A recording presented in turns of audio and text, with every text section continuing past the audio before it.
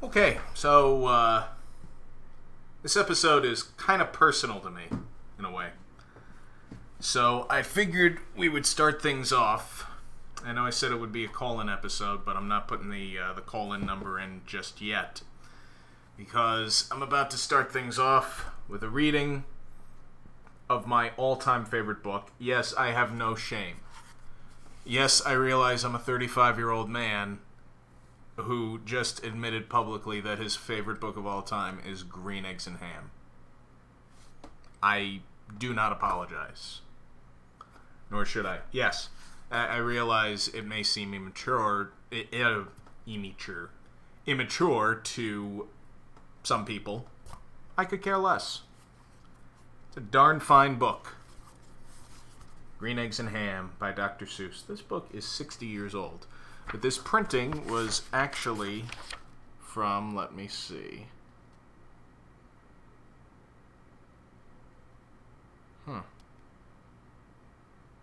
Interesting.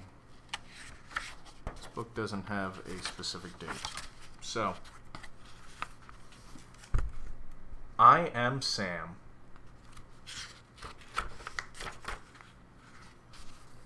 And there's his buddy, Guy I Am. For the longest time, I thought his name was Joey. He doesn't have a name in this book, but I read it as Joey years ago. I wish I had proof of that, but unfortunately I don't. Anyways, on with the story. I am Sam. Sam I am.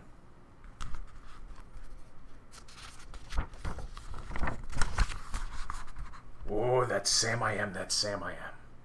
I do not like that Sam I am. Do you like green eggs and ham? I do not like them, Sam I am. I do not like green eggs and ham. I read that right? Would you like them here or there? I would not like them here or there. I would not like them anywhere. I do not like green eggs and ham. I do not like them, Sam I am.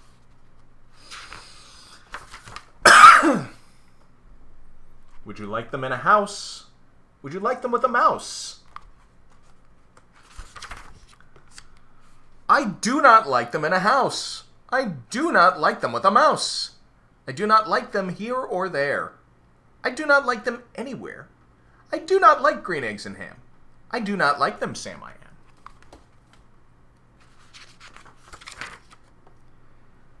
Would you eat them in a box? Would you eat them with a fox? Not in a box, not with a fox, not in a house, not with a mouse. I would not eat them here or there. I would not eat them anywhere. I would not eat green eggs and ham. I do not like them, Sam I am. Would you, could you, in a car? Eat them, here they are. I would not, could not, in a car.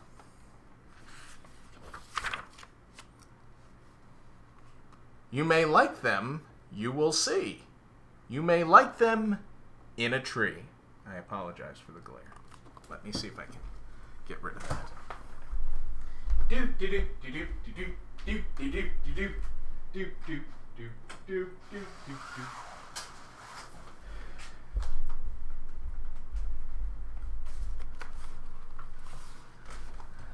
Ah, that's much better.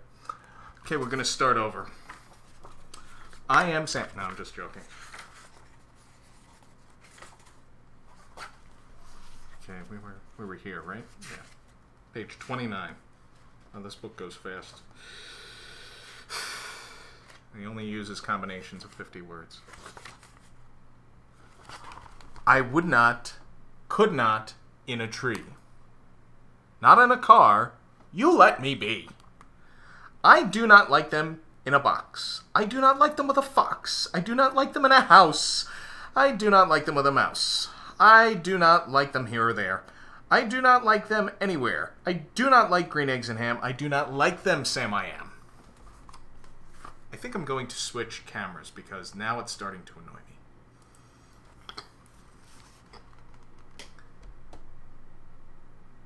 Oh wow, the lighting sucks here. Alright.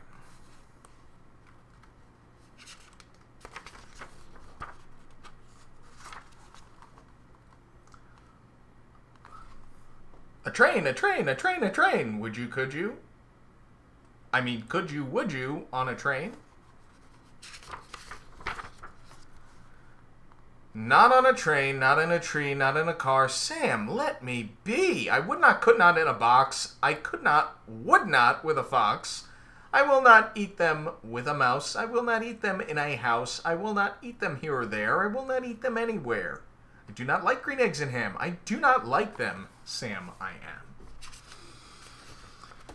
Sam doesn't give up. Say, in the dark? Here in the dark? Would you, could you, in the dark? I would not, could not, in the dark.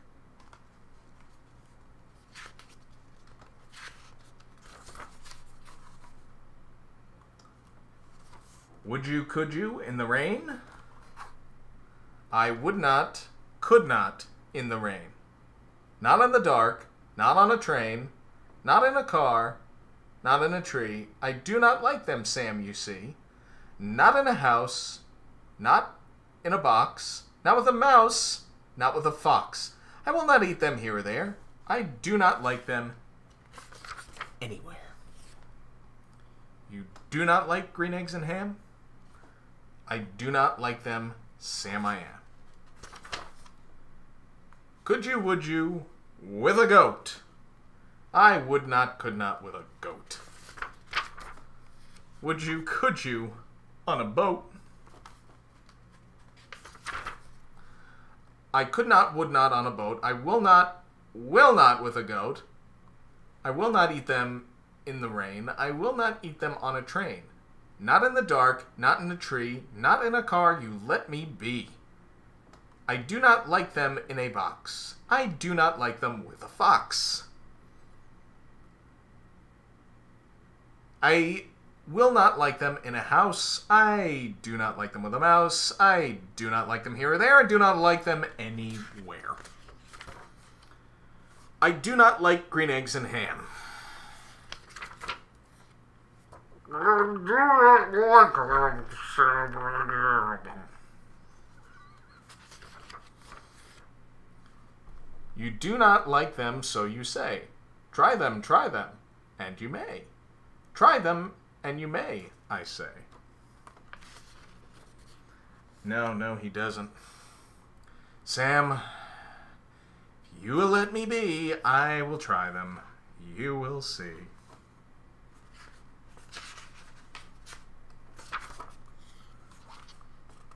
Yeah, there's a familiar face the first time I had spinach.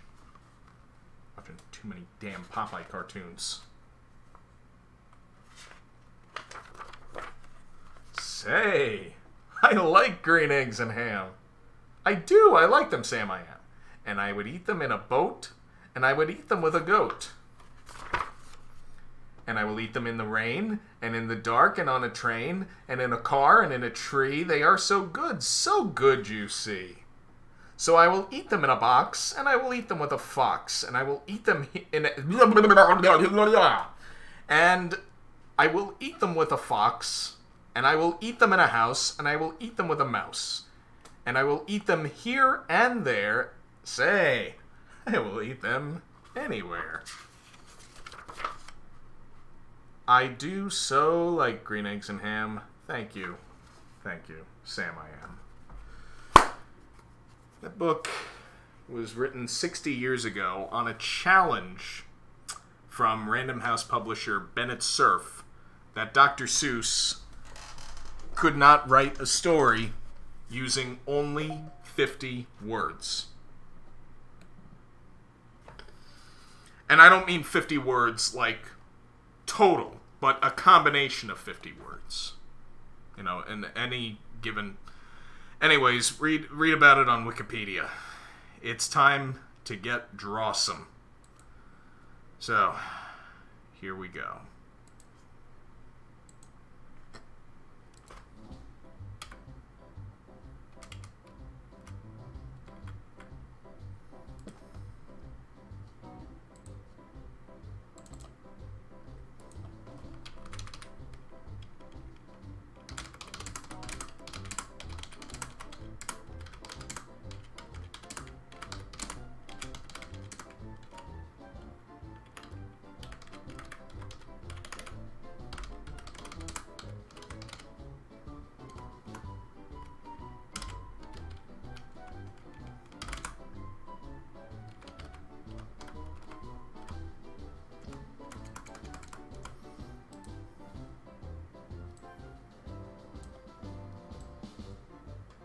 Okay, if you have a Dr. Seuss style rhyme that you would like to call in and recite, and just to give you an idea of what we're looking for, and by we, I mean me,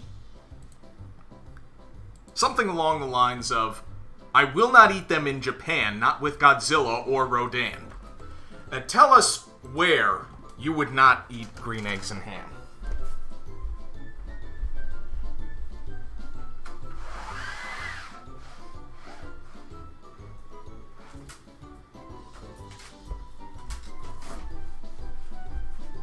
And, quite incidentally, I will not be drawing any green eggs and ham characters on this episode. The first, let me see, 10 minutes or so of this episode was me basically trolling the people that that didn't vote for green eggs and ham. Because I swear, it is the best book ever written. I will never back down from that. You cannot convince me that Green Eggs and Ham is not the best damn book ever written.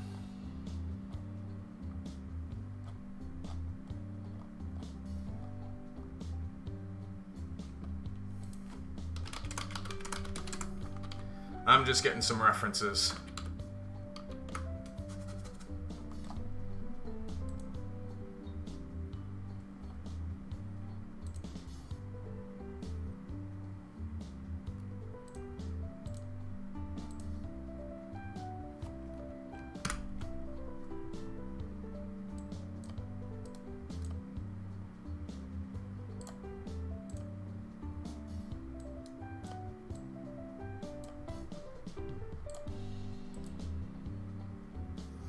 Okay, now which one to draw first? Okay, let me just make sure of something real quick. Okay. Okie dokes.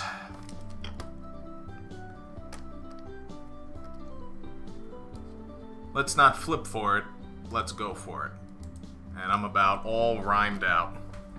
So, call in and let us know if you have something better. In the meantime, first up is that mean one, Mr. Grinch. He has termites in his smile. And bad news for any contractor nowadays, as most houses are made of wood. Of course,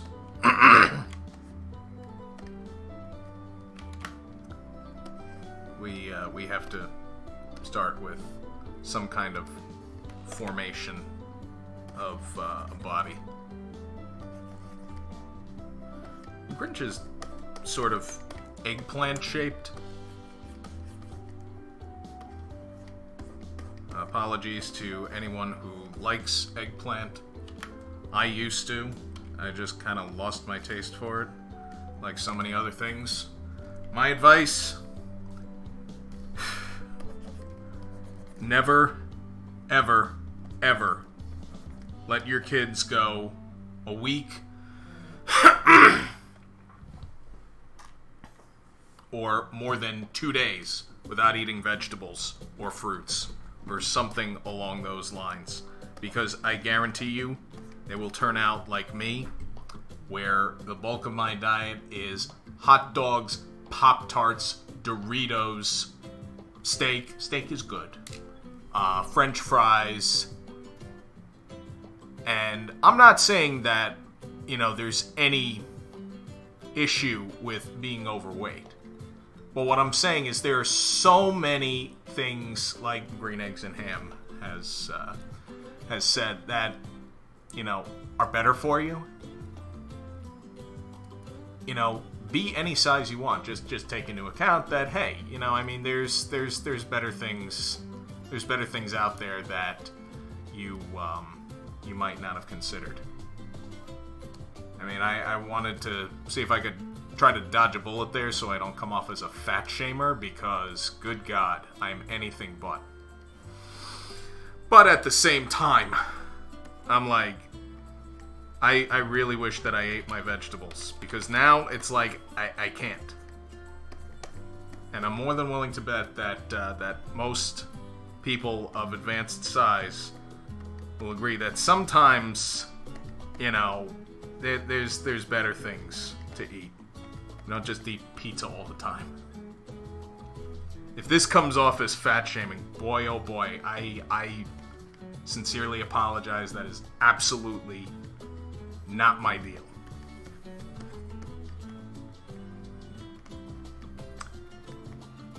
So this is one of the reasons why I hardly try to get up on a soapbox. But at the same time, I'm like, you know, I really wish I ate my vegetables. I know what I'm missing. My girlfriend teases me that I don't. Oh, believe me, my darling, I do. I wish I could eat my vegetables.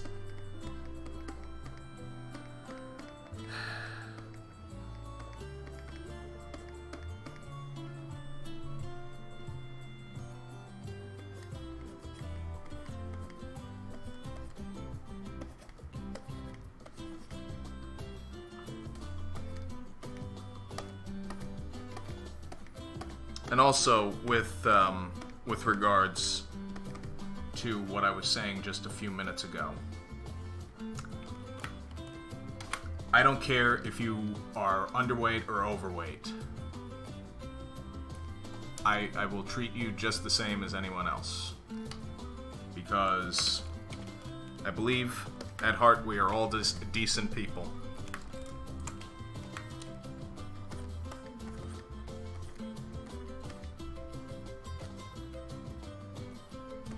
But kids, eat your vegetables. It's easier to be open-minded to trying new things when you're young. That's the point I was making. If it came off any other way, I kind of feel bad. I feel like a damn fat shamer.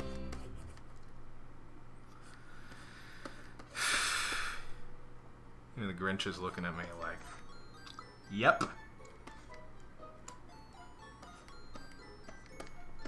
And we get into some weird Nintendo music.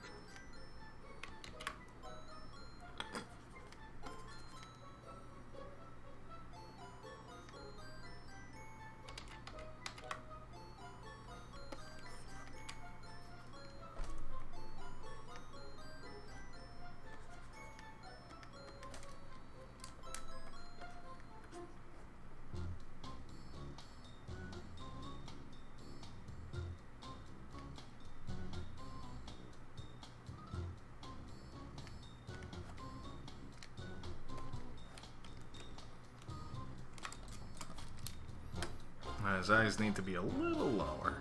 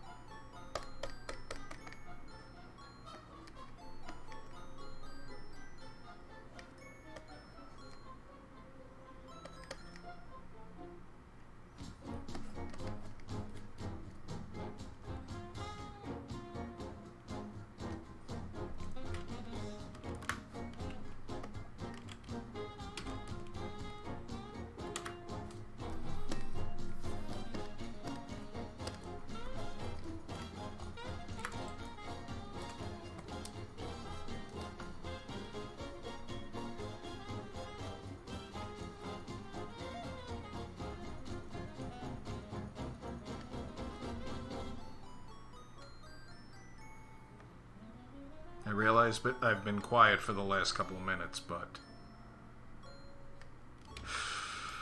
I just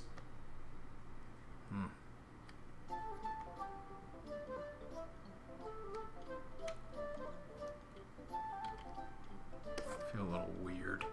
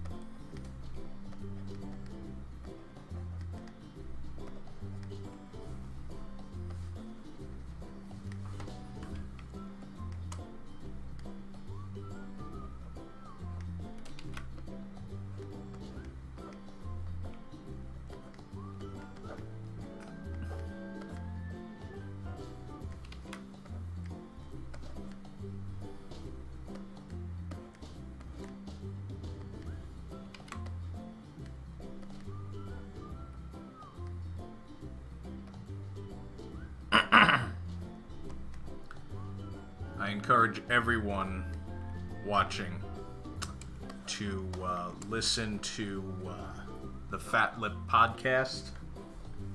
It's a very, very interesting and informative podcast about the lives of plus-size people. And the woman who hosts it, Ash, she is so great. I don't know her personally, but I like the message in what she says.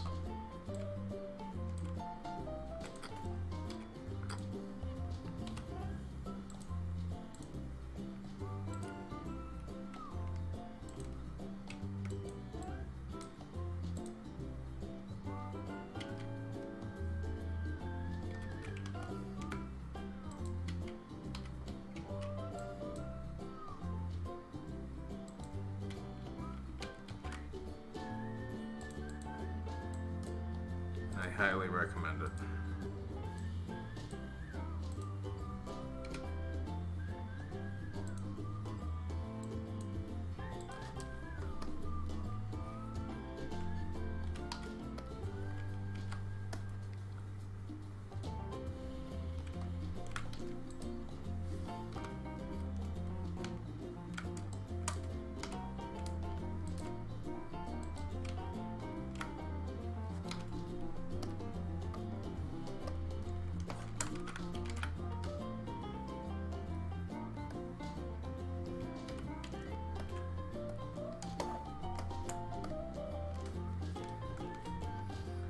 There is no doubt in my mind that Oscar the Grouch took a number of cues from the Grinch.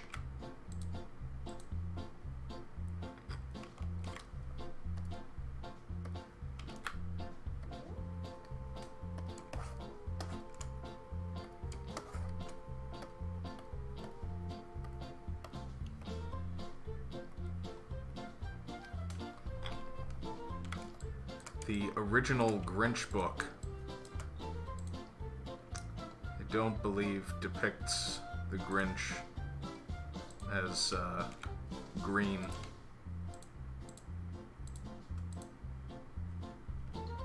Unless, of course, I missed something. Or they couldn't afford to print the color green in the book. Anything is possible.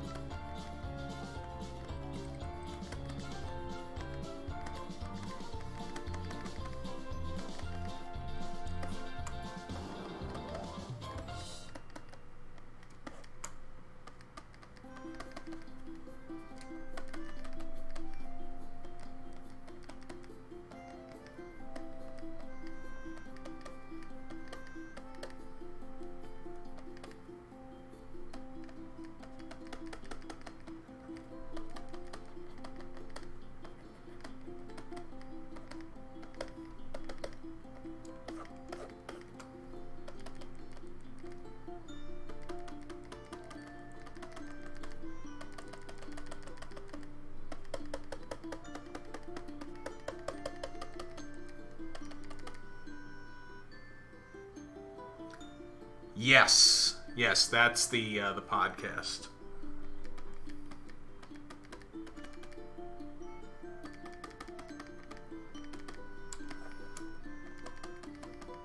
I haven't been listening to a lot of podcasts lately because I'm not on the road as much, but Ash's podcast is one that I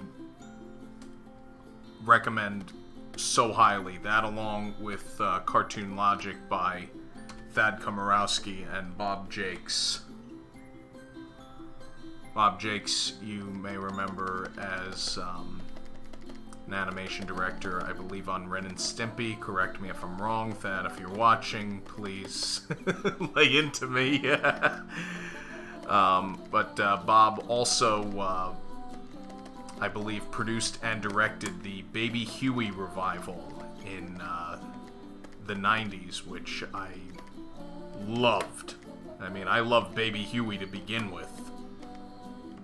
You know, because he's just such a cool freaking character. Yeah, they mostly, yes, that too. Yeah, Cartoon Logic is a really fun podcast. I mean, there's a bunch of stuff on there that, you know, I've known about for some time, but, you know, never really delved into overly. And I mean, it's great when you're on the road,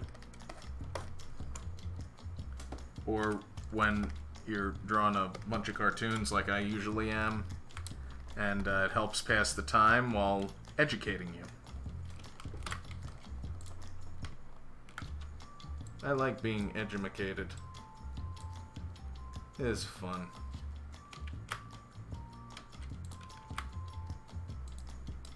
Is edumacated.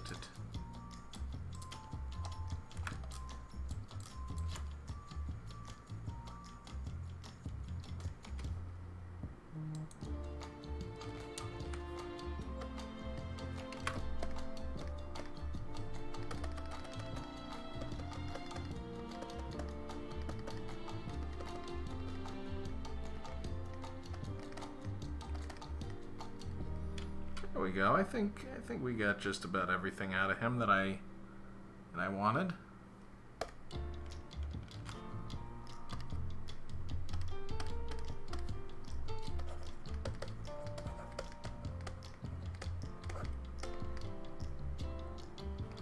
Okay.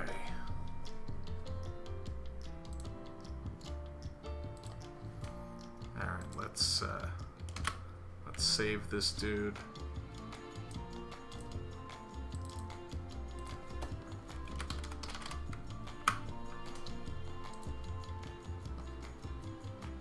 Put that in as a print around Christmas time if next year there are any shows around. I doubt it. You know, I'm trying to stay positive with regards to that, but who knows, man? You know, it's so hard to say at this point. The stuff is reopening, and quite honestly, I don't know if it's going to stay that way. I really don't. And I'm trying not to be a pessimist, but, you know, let's be real. The virus was that bad. There's just no other way around it. Let me see now. Let's see if we can get the cats involved.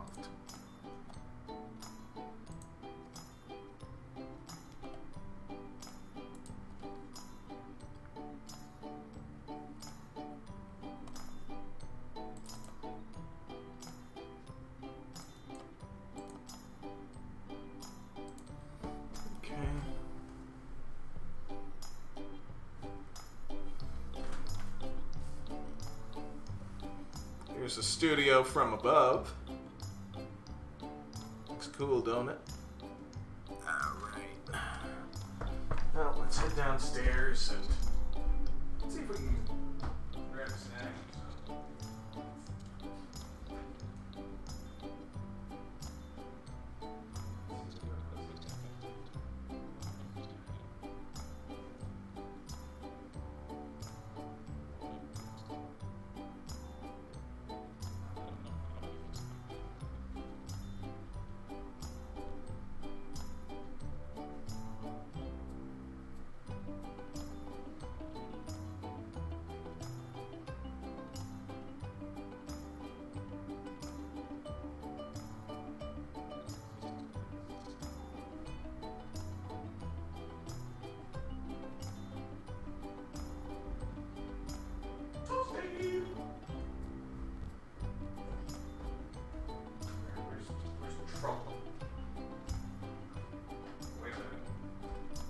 I think I know where the little brat is.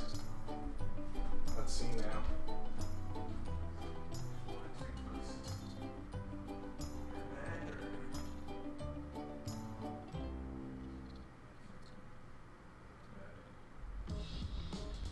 Now watch.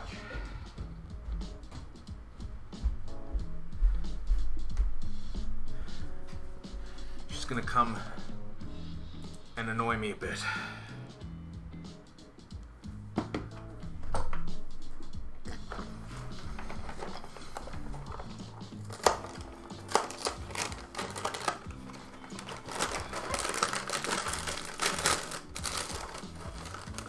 Woo! Extra toasty indeed. Yeah, because I bought a box not too long ago. And it was extra toasty. It said it was extra toasty, but I think it was a mispackage. That's alright. They made up for it.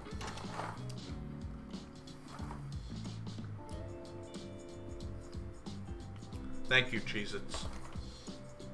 Or Sunshine Bakery or whatever.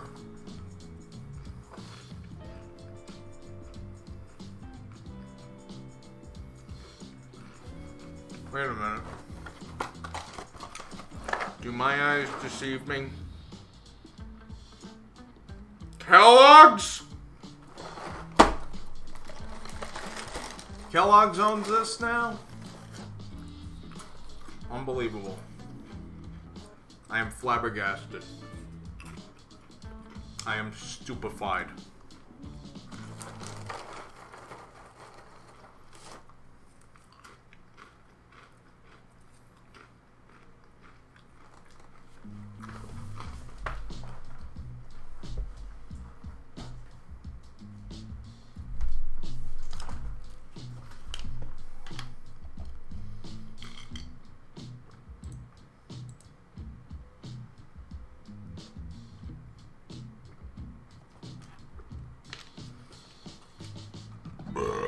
Excuse me.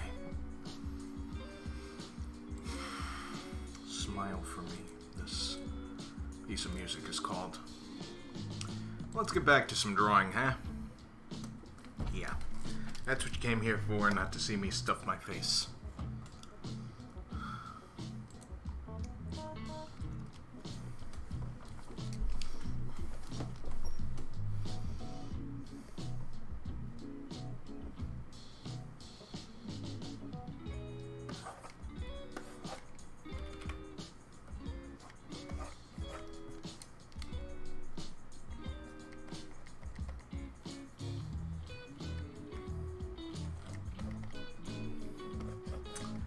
I guess to an extent, the Cat in the Hat is what we would call, in doggo speak, as a long boy. Or maybe to an extent, a long boy stonky cade.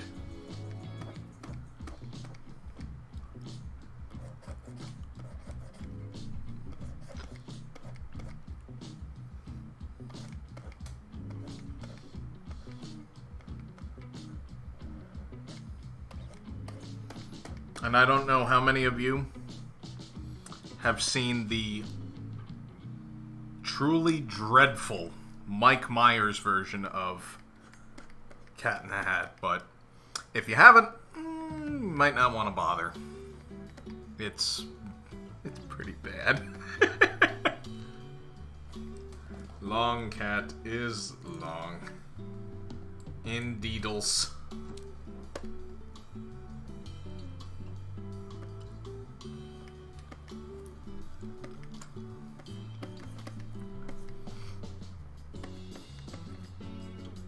I mean, as much as I enjoyed the original Cat in the Hat, I very much enjoyed its sequel, The Cat in the Hat Comes Back.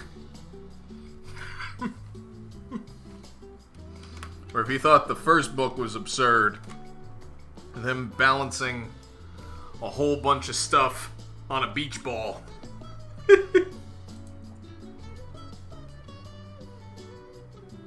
Oh, yeah. The Cat in the Hat movie is a waste of time. And when I worked at Hollywood Video, I did the very best I could to try to convince people not to rent it.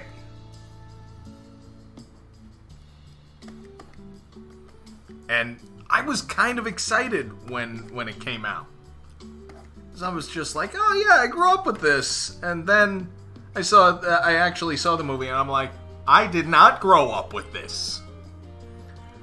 But, you know, there's one of yous on my friends list who makes a hissy fit about bad movies. It's nobody here, but I'm just telling you right now, I do not worship movies like some people worship a god. That is just not my style. If that is your style and you're gonna start, huffing and puffing at me when I tell you that I enjoy a movie that you really don't like, well, I don't know. You might want to do something about that.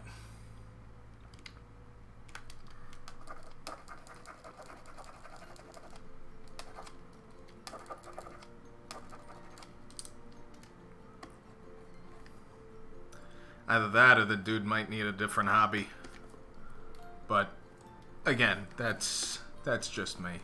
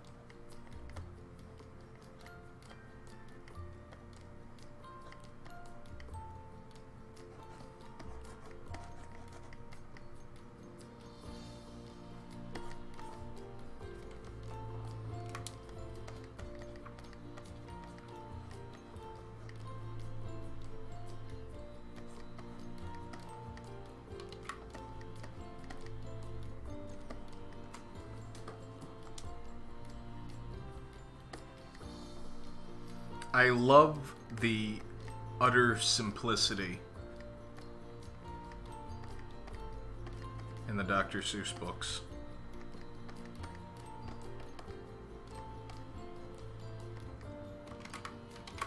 It's just so perfect.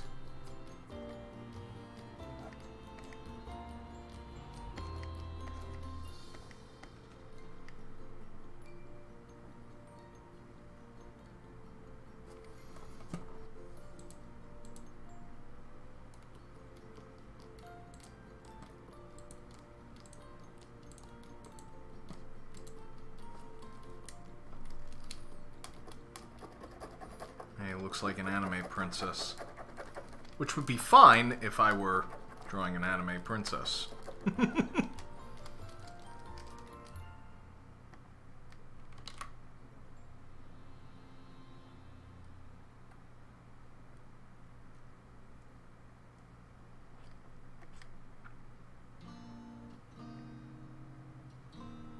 Ah, there we go.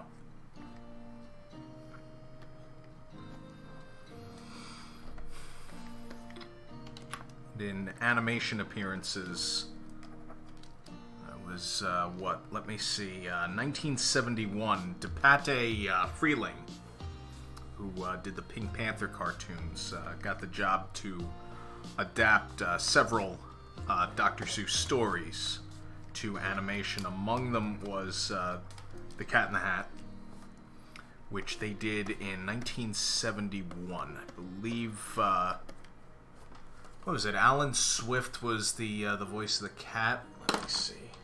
Cat in the Hat, 1971. Okay.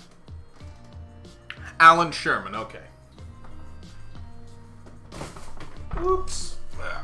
Need some more Cheez-Its. I'm gonna rest it on here.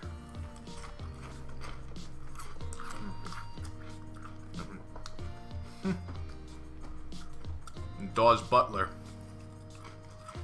was the voice of the fish.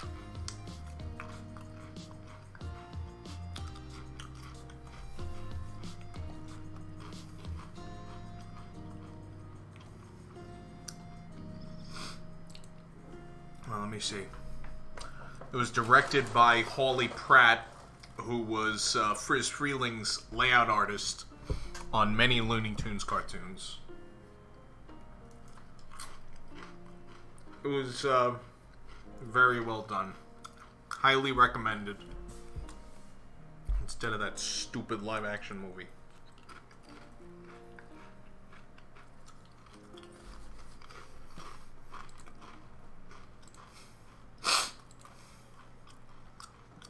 Yeah, supposedly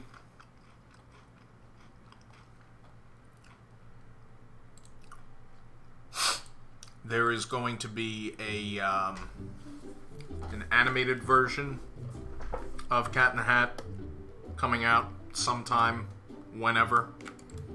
I don't care. I've seen all the versions I need to see. Obviously, I wish everyone who's working on it, if it indeed is in production, I wish them well. I may not end up seeing it. And Audrey Geisel is still alive. I doubt she would probably want to see it, because she's been pretty critical of certain adaptations of her late husband's work. Much in the same way, I'm sure Alan Moore is critical about film adaptations of his work. But to be fair, Dr. Seuss is not easy to adapt. I mean, the imagination is there, for sure. But, you know,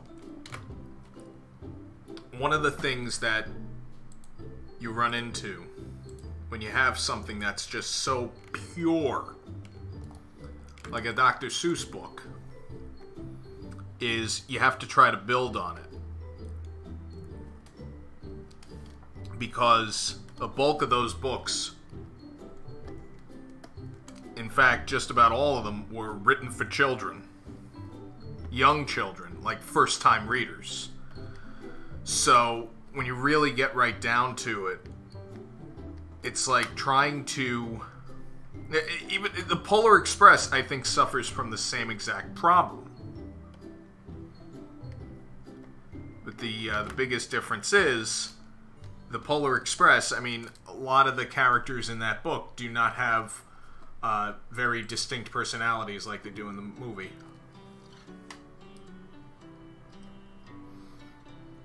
Oh, yeah, Audrey Geisel was very critical of even Jim Carrey's version of the Grinch.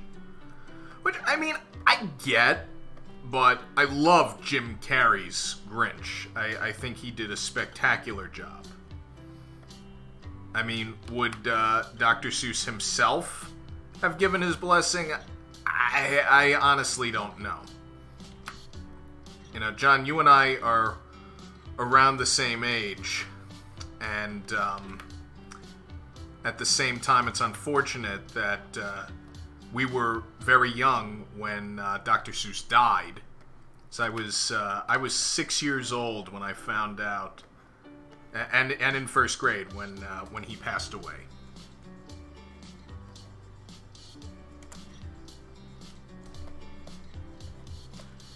And a momentary blackout there, but we're back.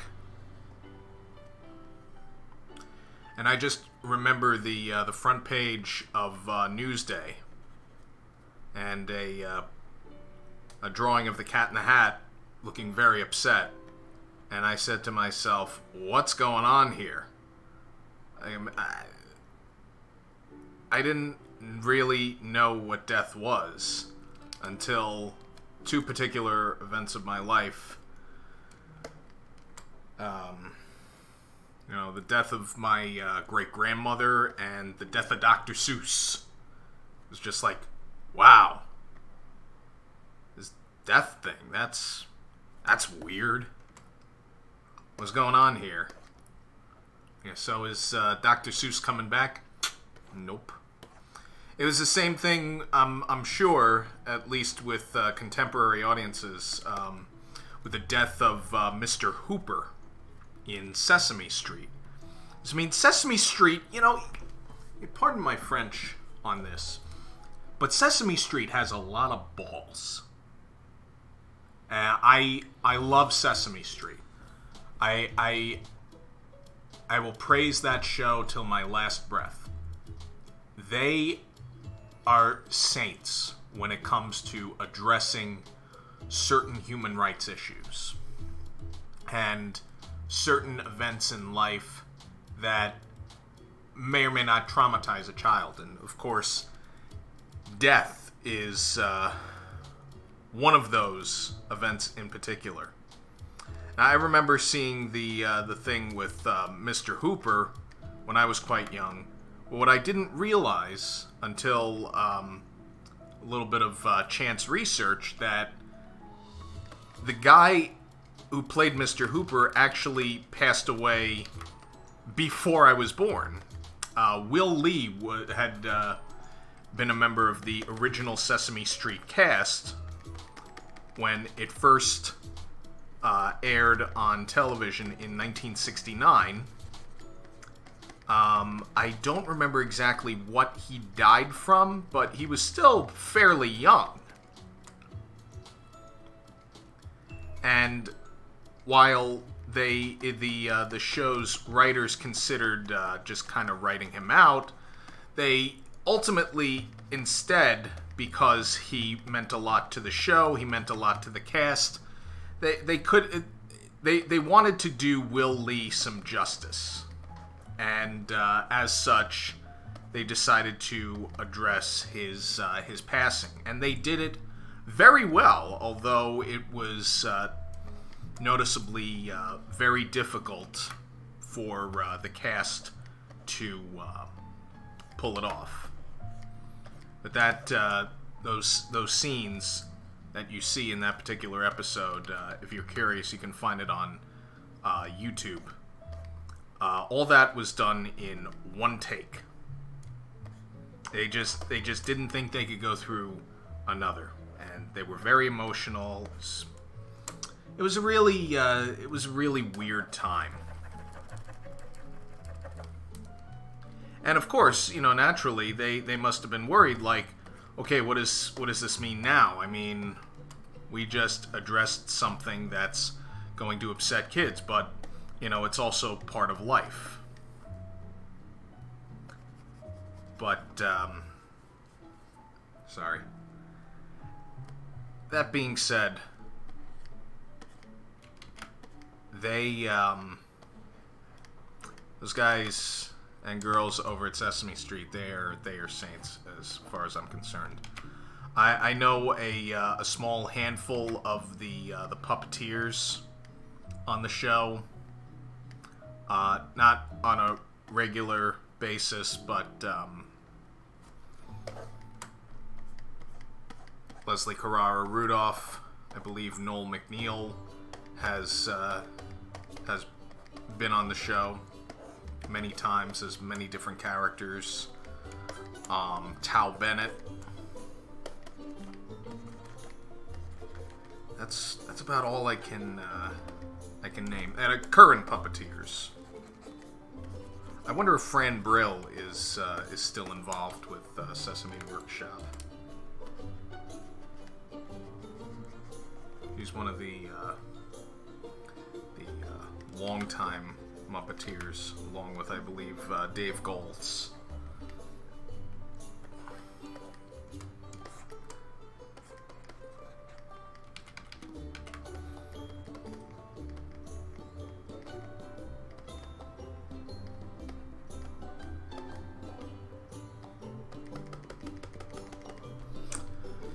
Well, honestly, the Cat in the Hat is proving to be not as much of a workout as I was anticipating. Although Dr. Seuss used a certain kind of shading. I forget what the word for it is, but he had been using it since forever. And I mean, it's evident in his first children's book, And to Think That I Saw It on Mulberry Street.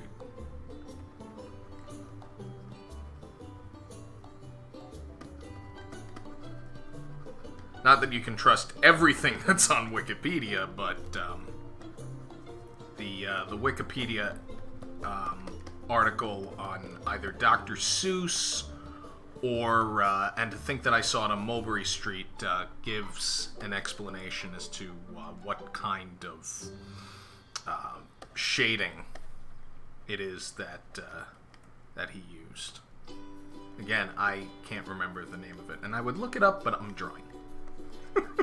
So you look it up for me.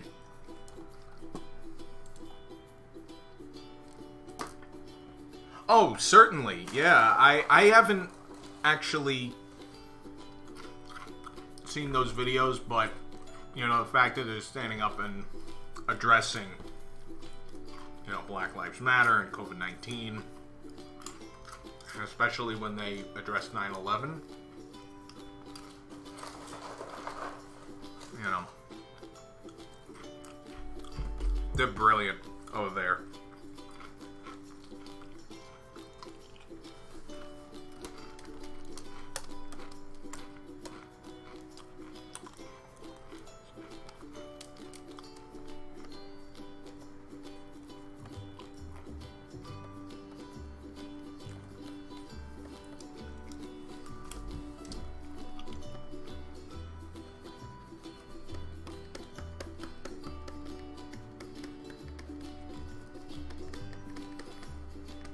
Okay, remember what I said about the Cat in the Hat not proving to be much of a workout?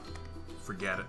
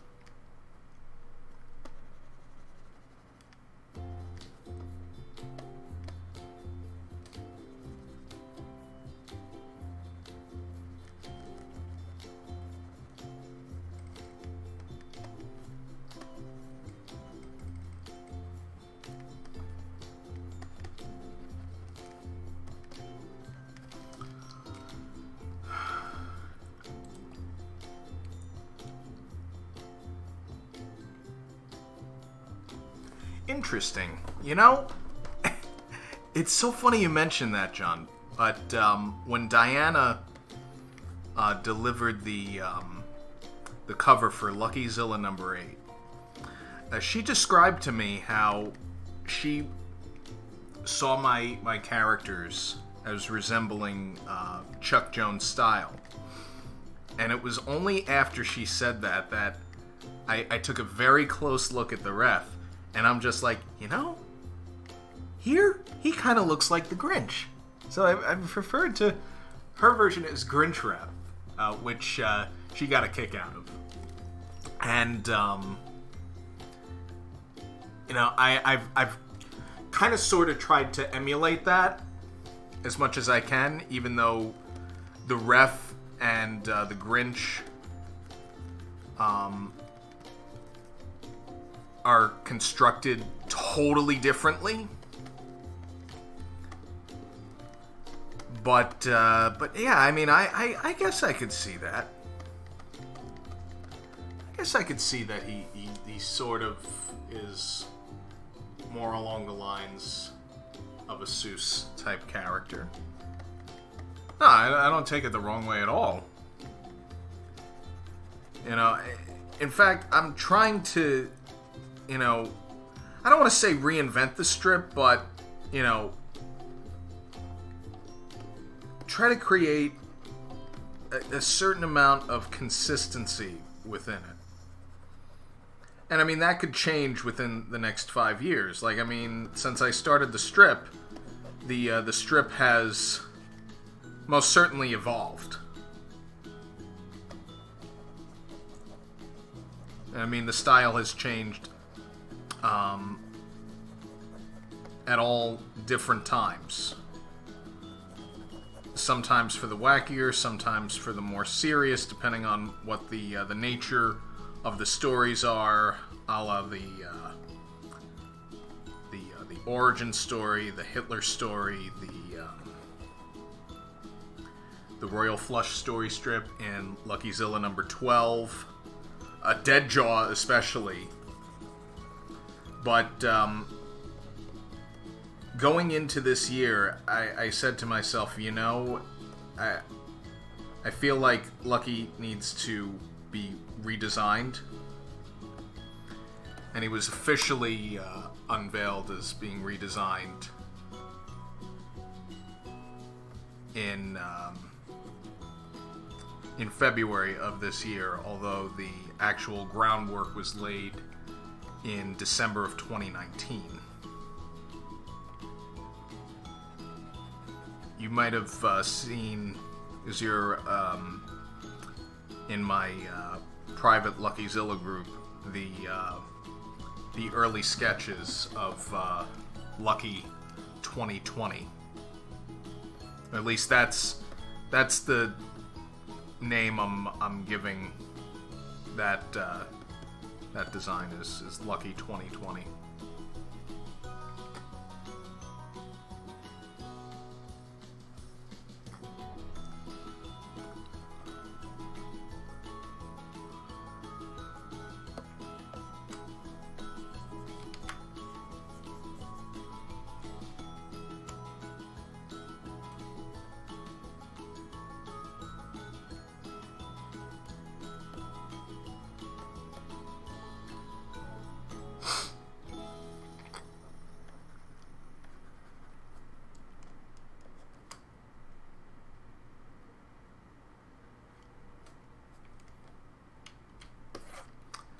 Okay, this came out a little better than I was expecting. It's nice when that happens. You know? I mean, here I am, I'm thinking, okay, I gotta take on something that I'm not sure if I can take on. But you live and learn.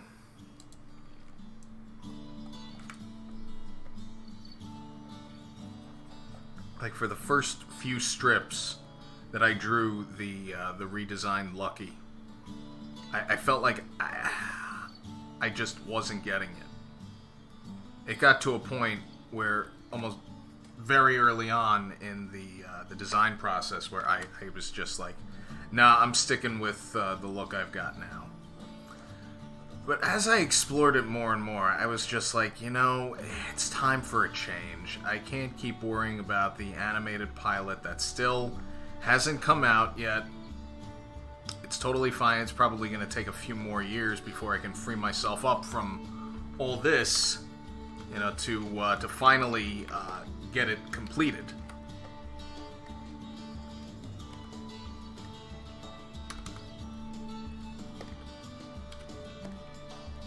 mean, I would love to be done with it, put it behind me, and move on to the next project that most likely will not be animation, but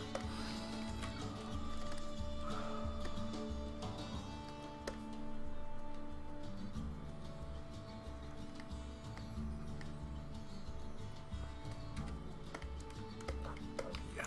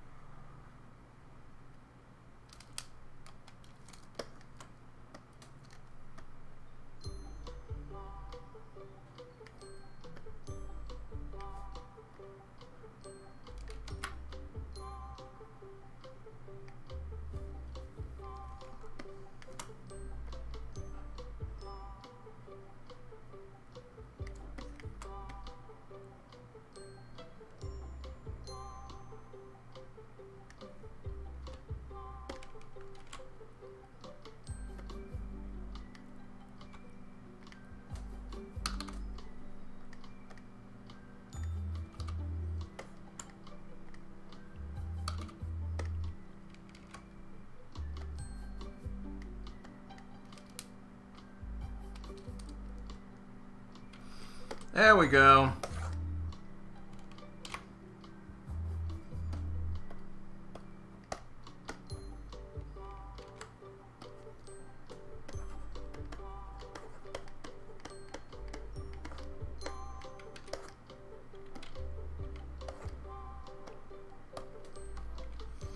All right. There we go.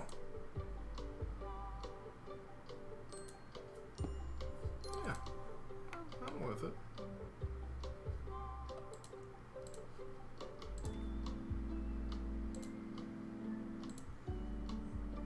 Okay, just give me a second so that I can save this.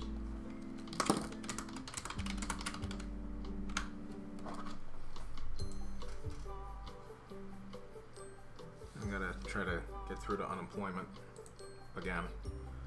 It's not been easy. So, for those of you who like what you see here and would like to hire me for your next birthday party, corporate event, coming out party, anniversary, divorce party, because apparently there are those now, you can book me, and you can message me here. You can visit my website at drezenmedia.com. For all of us that are still stuck at home, whoops, not yet. We still have it in plentiful supply, Luckyzilla the game, which is fun for all ages, and I do mean all ages. Your parents will love it, your grandparents will love it, your kids will love it, your grandkids will love it, and yada yada yada. So, we'll be back here on Thursday, and we thank you for watching. I apologize for the slip-ups earlier, and hope you can forgive me. And until next time, stay drawsome. Thanks, everyone.